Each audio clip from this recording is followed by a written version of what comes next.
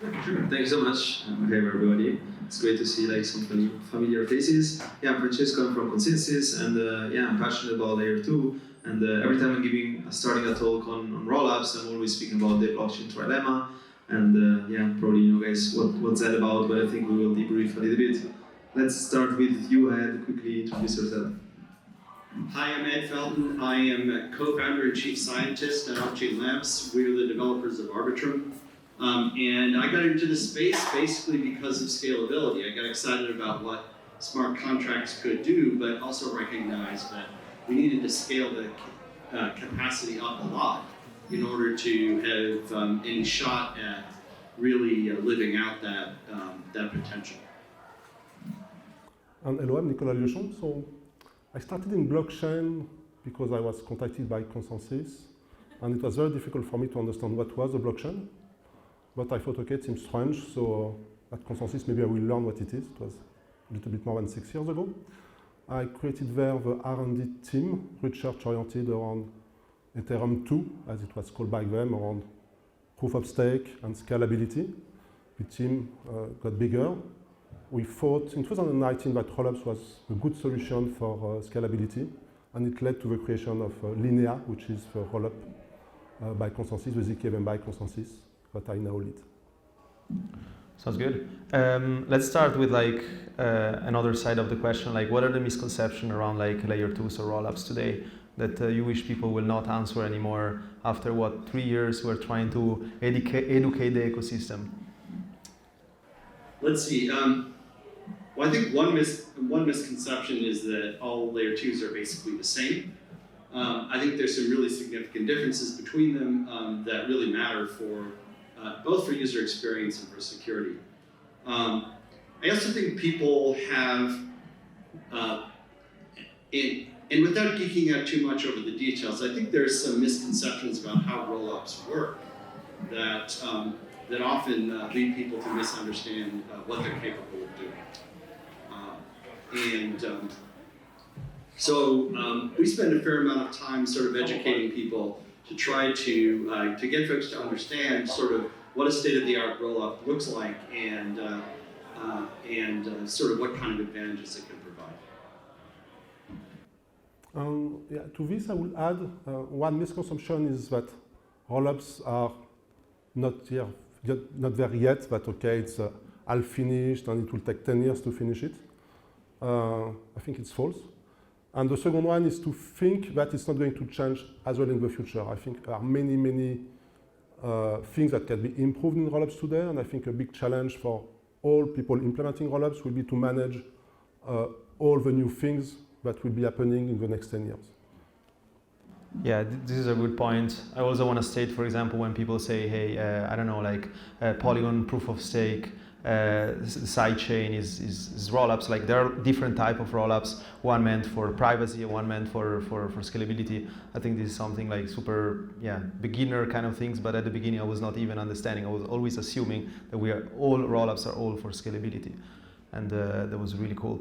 And thinking about like challenges that you both kind of encountered during the past years, like what are the things that you had in your both roadmap or specific things that you said we underestimated solving this? Like, is there something that kept your I don't know, your remembering in the past years, or? I can. So one of the things that is interesting that people can forget when it comes to performances is the importance of the execution layer. A little bit like 5 years ago, you had a new blockchain saying, I've got a new consensus protocol and I'm going to be 20 times faster than everybody. And people are saying, yeah, don't forget that the hard part is the execution. Typically Peter from Get team is saying, guys, the state is the issue, the state is the issue. And it's something that is much easier with rollups because there are less nodes calculating the state. So it makes it much simpler. You don't have 10,000 nodes calculating the state anymore, you just have tens of nodes. So it's something that is much easier, but it's still something that is actually quite challenging. So I will put it as one issue, and there are a lot actually, but I will just stop here. Sure. Yeah, I think I think I would agree to some extent.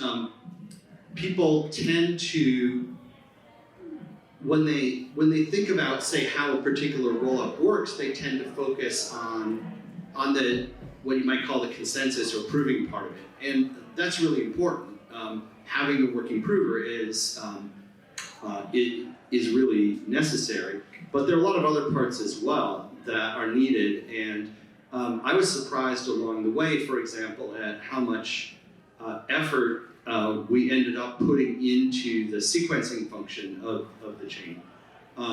In order to, and the importance of response time that users see.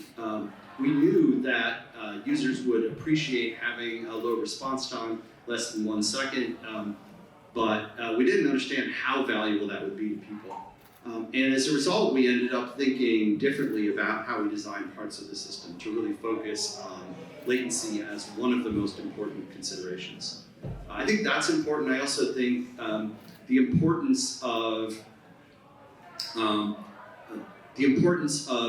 having infrastructure, things like nodes and nodes especially, and having a node architecture that is really going to work for people,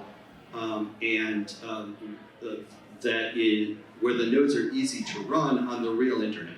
Because in the real internet, people send all kinds of garbage, they send denial of service, and the amount of work required to build a system that operates at scale, that's public-facing and permissionless to use, and also is able to deal with all of the things that happen on the internet. That to me was really a significant factor, and it is not only dealt with by putting some kind of, say, denial of service armor around your system. You really have to think comprehensively in the design all through the system about how to stand up to the things that people will do, either by mistake, misconfiguration, or even as attackers. That's cool, and I think, like, yeah, for anybody that has any question, feel free to raise your hand. It's great to have an interactive session. Anyway, I'm coming from like 72 hours of, like, you know, ETH Korea hackathon, right? And I'm always thinking about developer tooling, and obviously, like, developer tooling around rollups being evolved a lot. But do you think are we in a place today where we can define ourselves like, yes, we have enough, like, tooling around, like, layer 2s where developer can build on our infrastructure, or what do you think we need to do more, or what are the achievements that has been doing during the past years? So I love this question because I get to talk about my favorite thing that that our team has just done, which is Arbitrum Stylus, which is basically a system that lets you write smart contracts in Rust or C++ or any language that compiles to WebAssembly, and then run them on the same chain with EVM contracts in a way that's fully interoperable and composable. Stylus is one of those systems where you have to use it in order to fully appreciate it. One of the people in our peer companies privately messaged us and just congratulated us on what he said was, quote, spectacular developer experience in Stylus.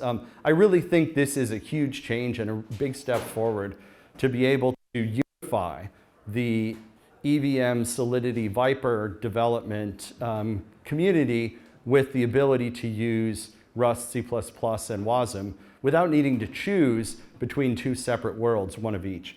So I actually think this is a big step forward for the developer experience, both in terms of bringing on board the much larger community of developers who are familiar with existing languages and tools, but also the ability to give people the ability to use tools, compilers, and languages that are mature than anything else that's been in the EVM space.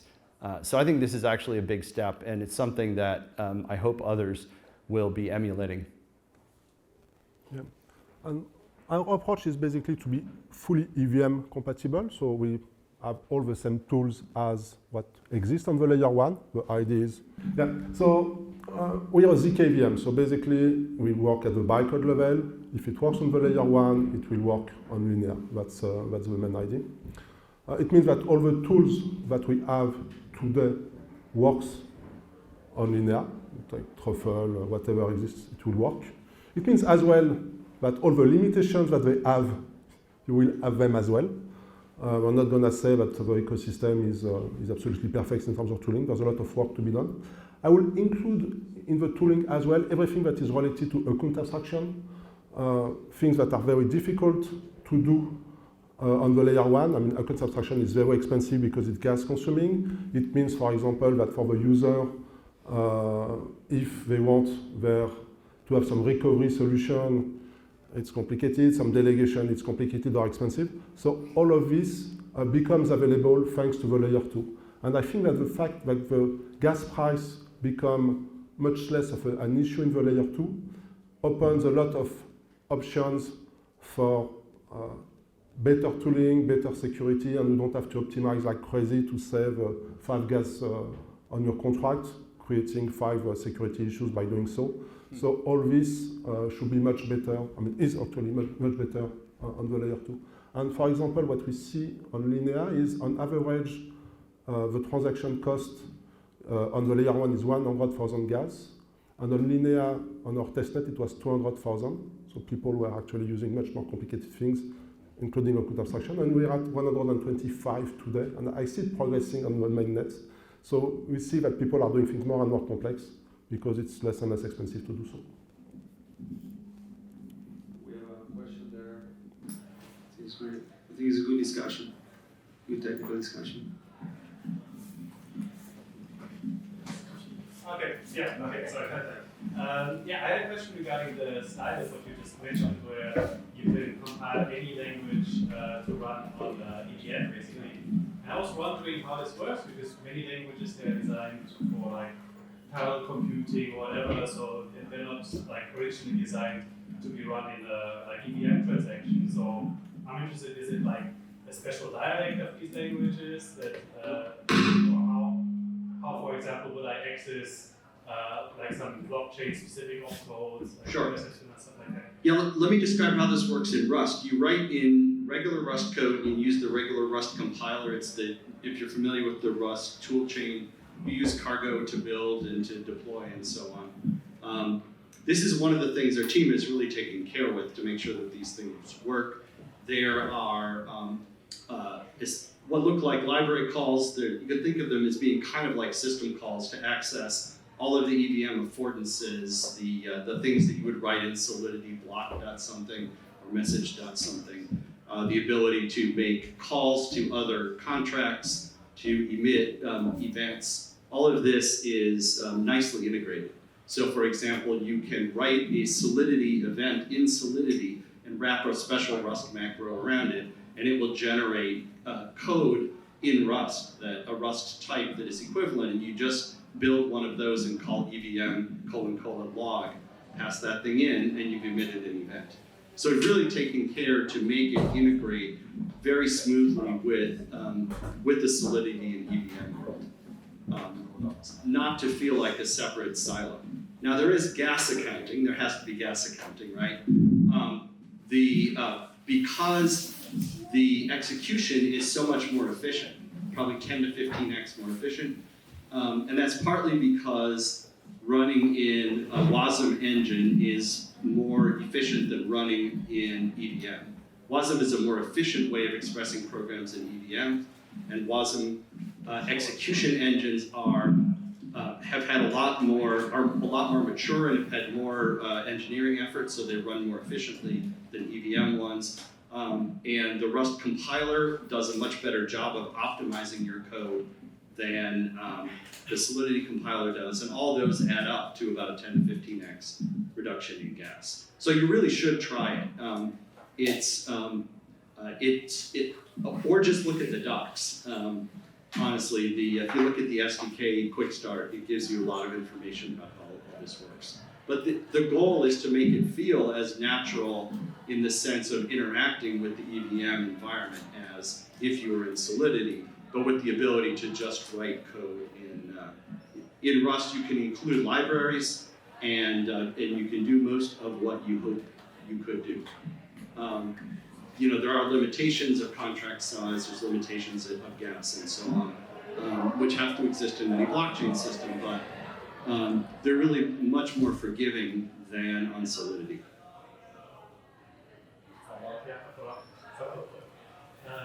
Do you see any security trade-offs? I mean, recently with the Viper compiler bug, and considering that you're probably reusing some parts of the Rust or whatever toolchain that weren't designed maybe with smart contract developments in the first place, do you see any security trade-offs? I actually feel better about using the Rust compiler than another compiler because the Rust tools are really built with the idea of writing secure systems code and for use in high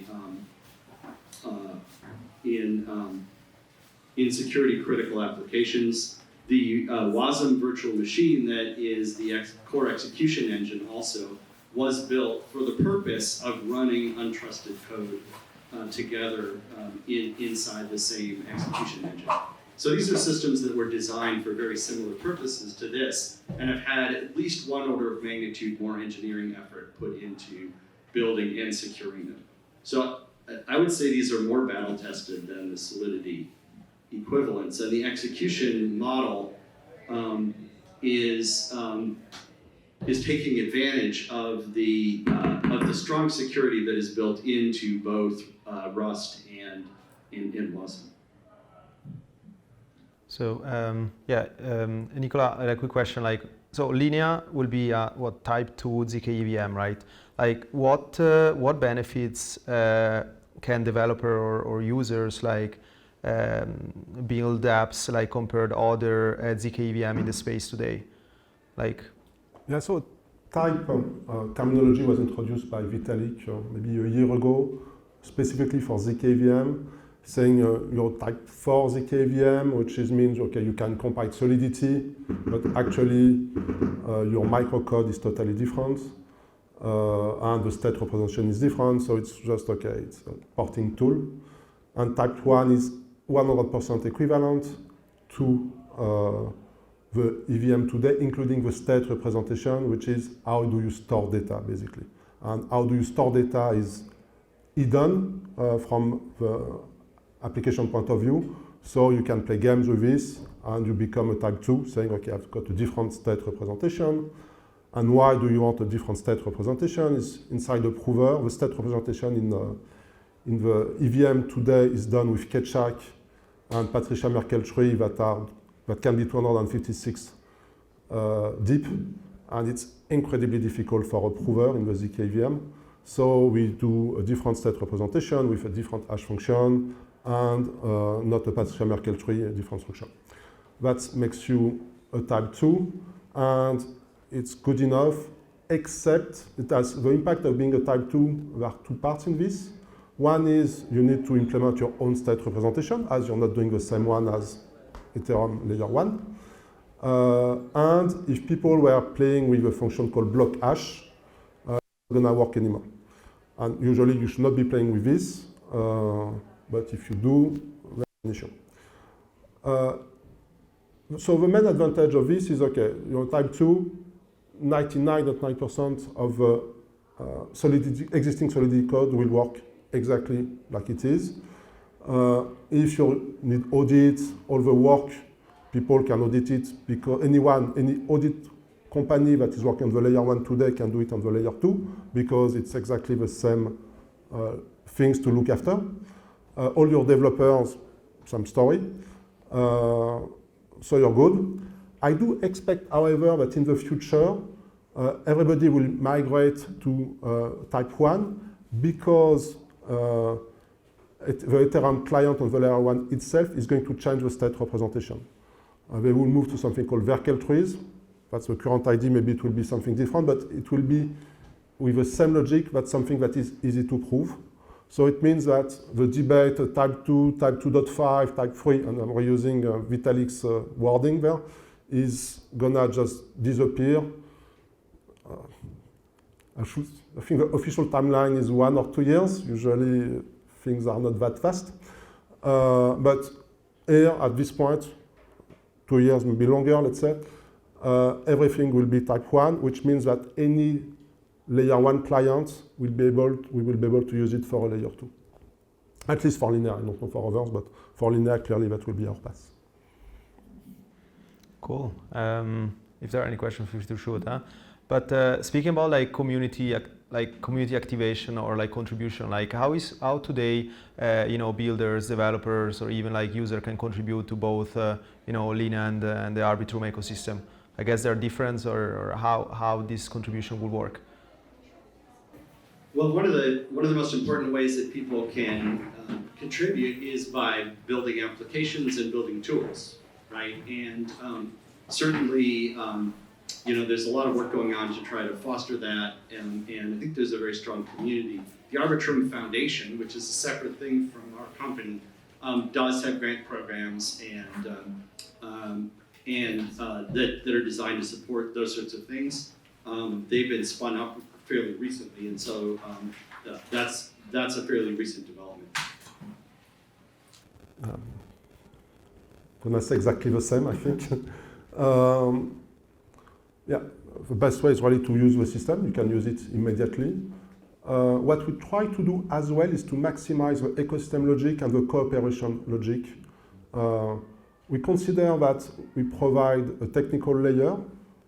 Applications speak to users. Our job is to make those applications successful by marketing, by cooperation, by documentation, everything we can. That's how we see it.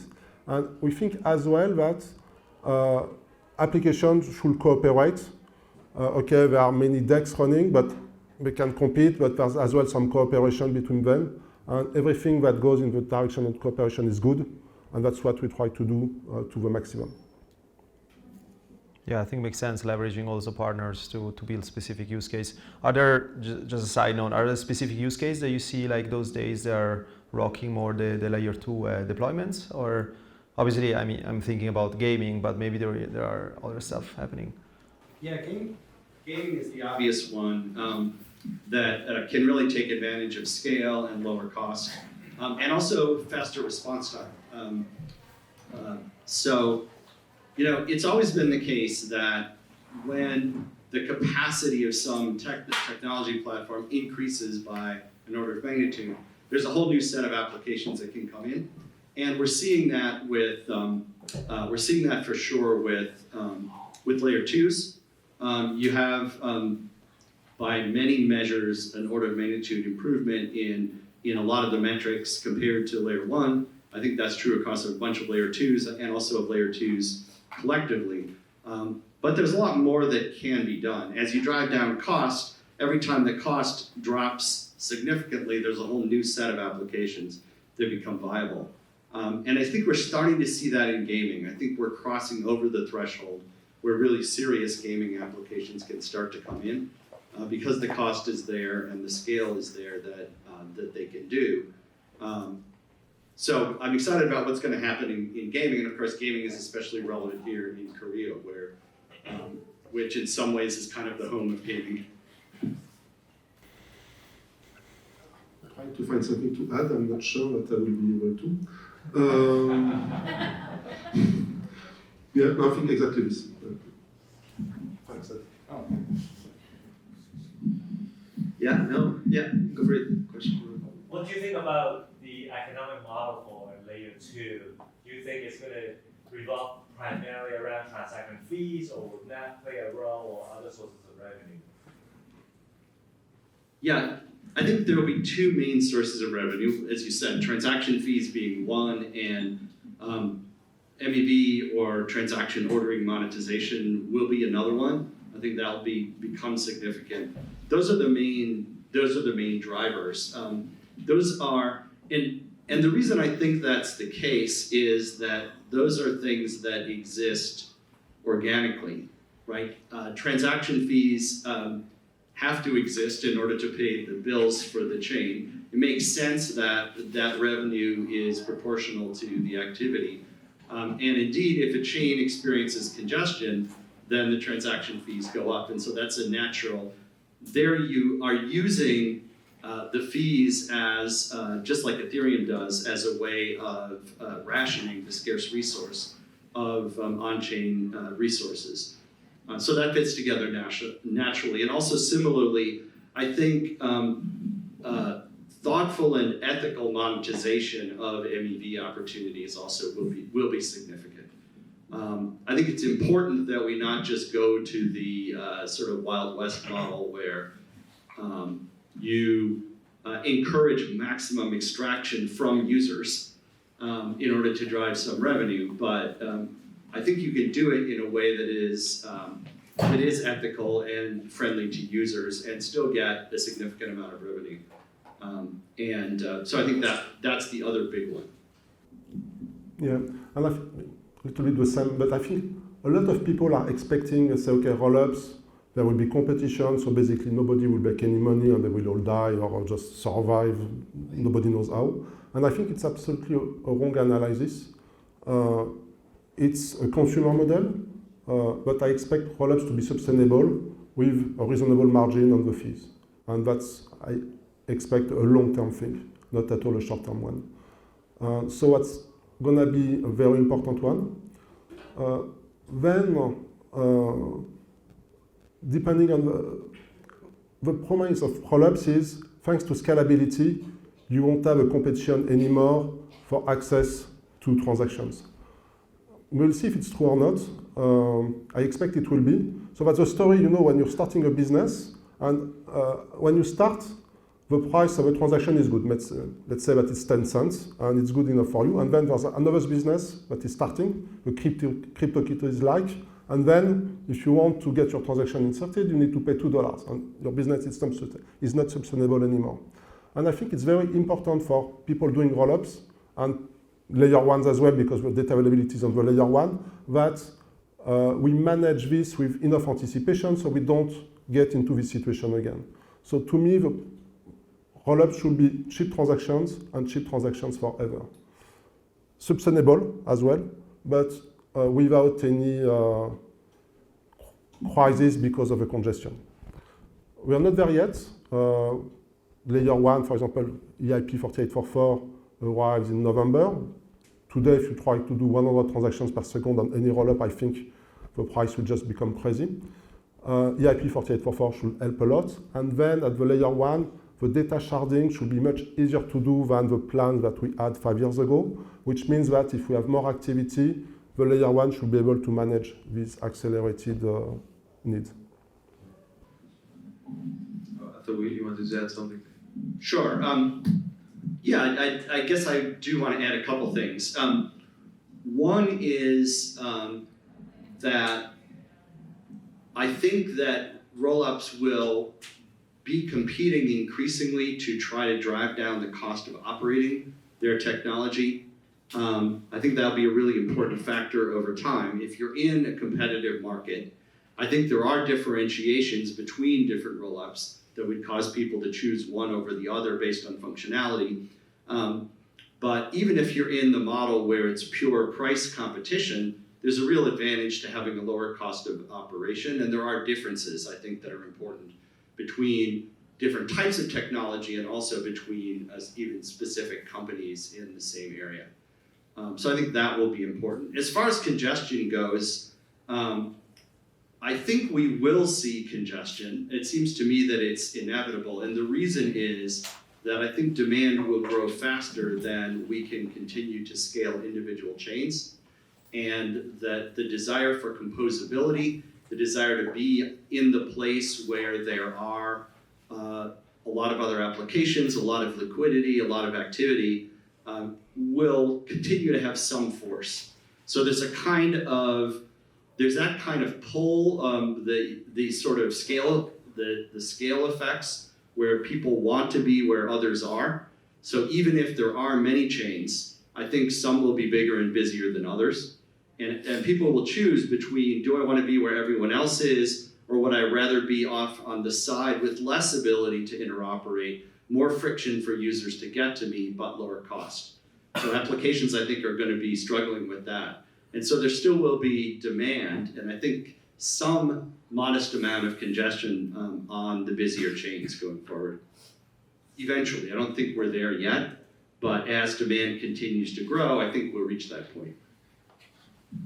I think, yeah, there is one question. Give us 2 seconds. I want to ask, thinking about like, you know, like technical vision, right? Like, I want to understand a little bit like how, I mean, what will happen for future, like for optimistic rollups. And on the ZK EVM side, you know, we're speaking about, you know, multi-prover like future. Like, I want to understand like, okay, what's the future on the ZK EVM side? Yeah.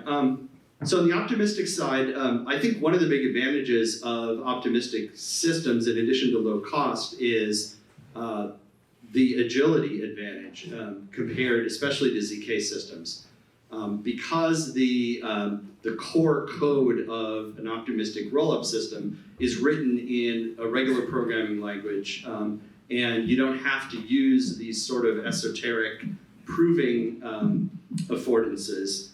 You can change and evolve what your system does more quickly. And Stylus is a good example of that, but you're going to see other things, other kinds of improvements. It's easier to do something like change the data representation in an optimistic system and to roll out new kinds of facilities like stateless clients or other kinds of functionalities. And so I think you're going to continue to see new innovations happening there. Really focused on things that drive up scale and drive down cost. And I think there are many opportunities there. And also I think cross-chain functionalities are going to be really important.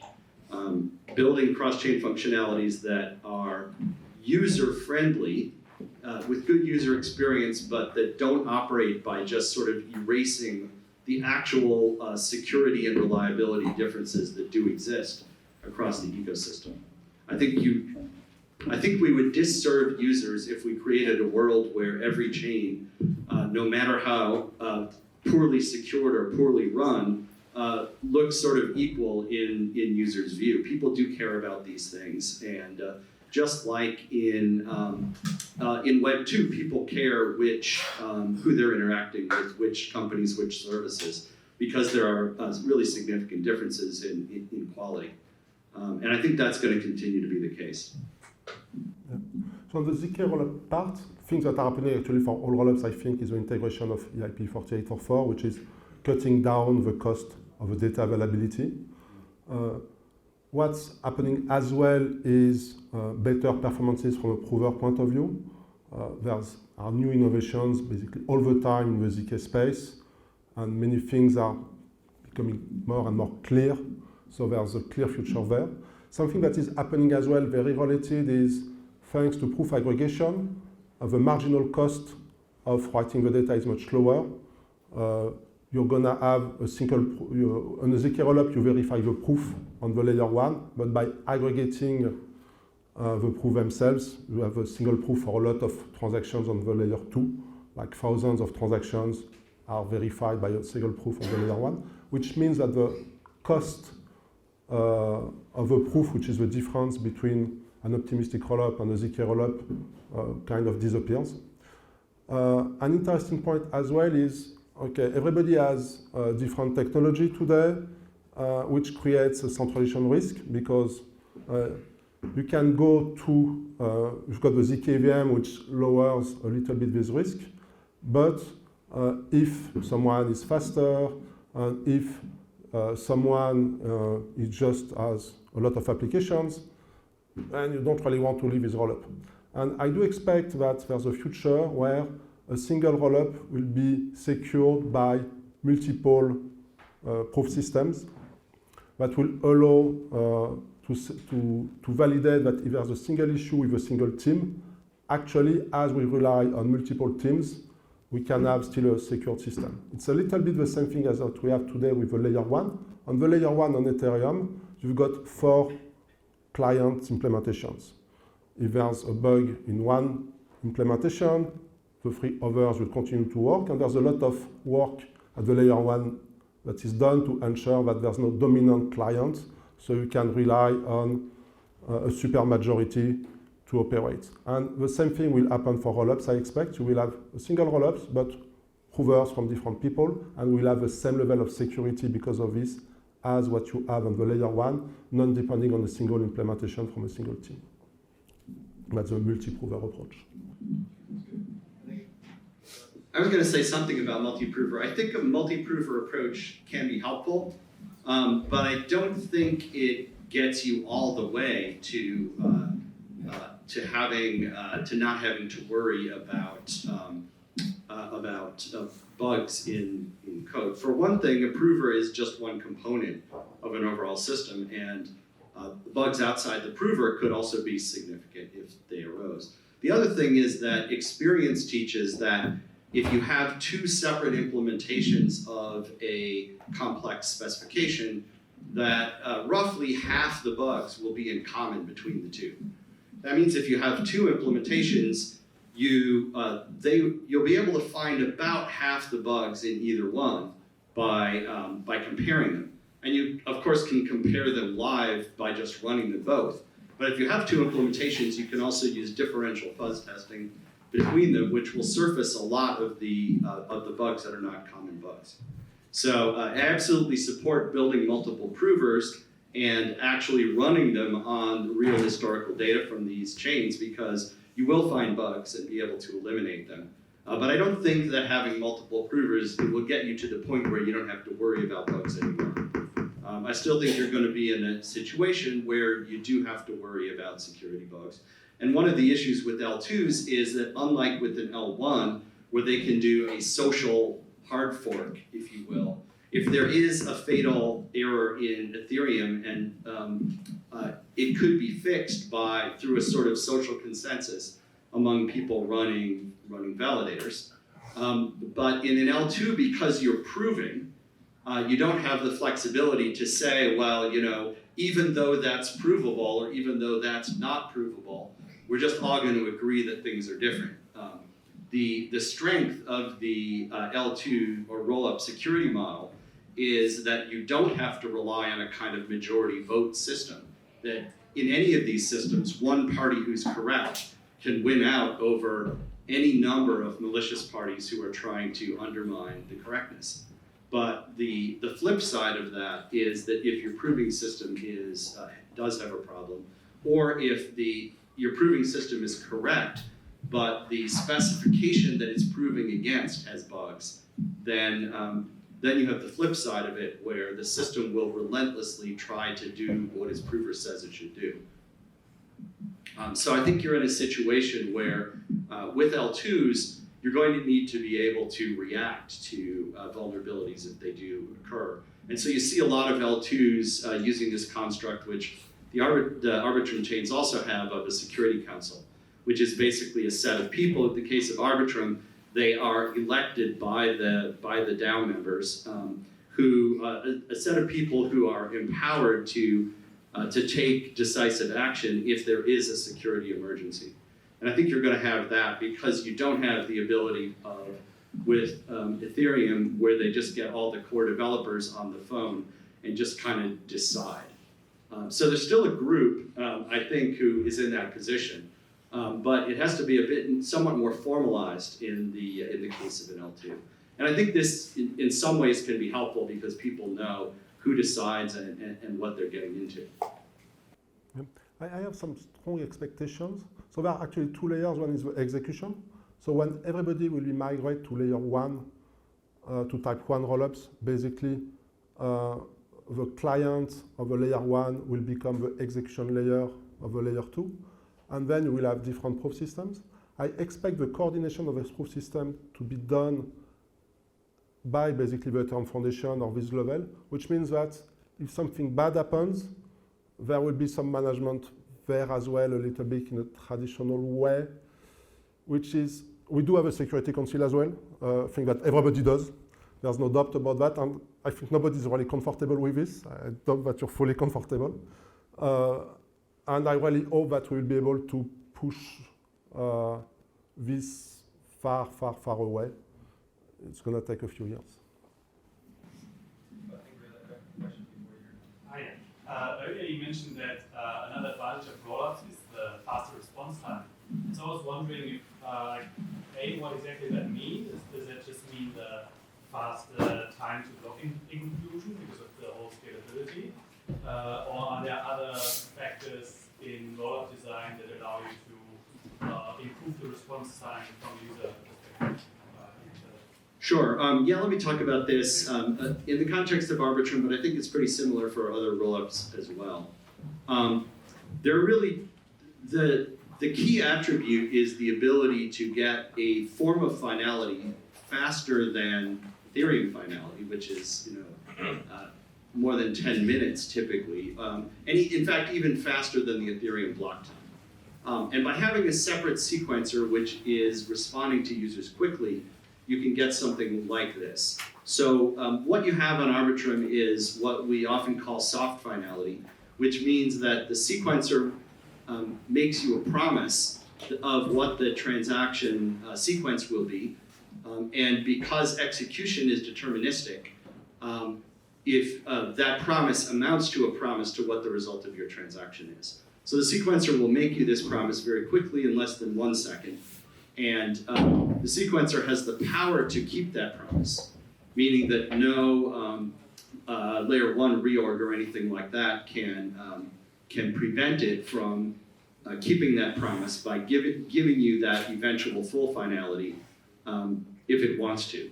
So if you trust the sequencer, then you can trust that its soft finality sequence will not reorg. And most applications and people do that. And to give you an idea of the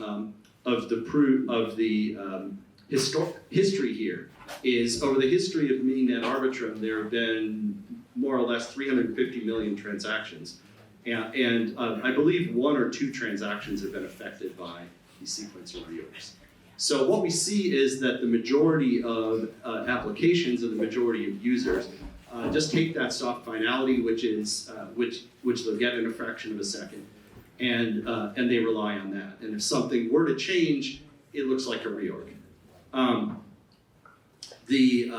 People who have higher amounts at stake, if you're a centralized exchange or some kind of bridging service where you have more at stake, you should wait for full finality, which happens at the speed of Ethereum finality.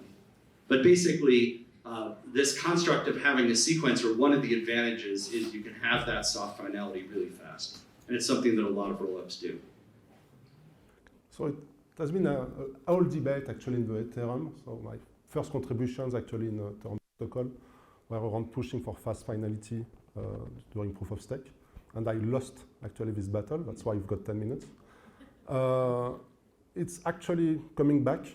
So there's a lot of work in progress in the Ethereum protocol to go to basically one block finality. And really 5 years ago, nobody cared about finality, and now they understand it. It will still be around 10 seconds, 12 seconds because of a full decentralization of the system. And the huge challenge for rollups today is to decentralize the sequencer while keeping a very short finality, because when you want a finality in around 1 second, it's very difficult to have 10,000 nodes with Byzantine consensus on top of that. And so there are some trade-offs there. But clearly, what I'm seeing is 6 years ago, finality was not at all understood in the Ethereum world, considered as why. And now everybody is very clear that it's very important, and it's going to happen in the layer 1 and in the layer 2. Yeah, and I think you're going to see an evolution of rollup sequencers to make that fast, soft finality guarantee more stronger. So, for example, having some kind of committee that is vouching for finality, having ways of slashing the sequencer if it does equivocate, which that's the technical term for basically saying one thing and then not keeping that promise later. And so you're going to see an evolution in that direction. But essentially all rollups, even if we get the slowdown from moving to a fully decentralized sequencer, they're going to be giving a relatively reliable form of finality that is a lot faster even than one Ethereum block. Cool. I think we're on time. Thank you so much, Nicolas. Thank you so much, Ed. And yeah, a big round of applause for our panelists. Thanks, everybody.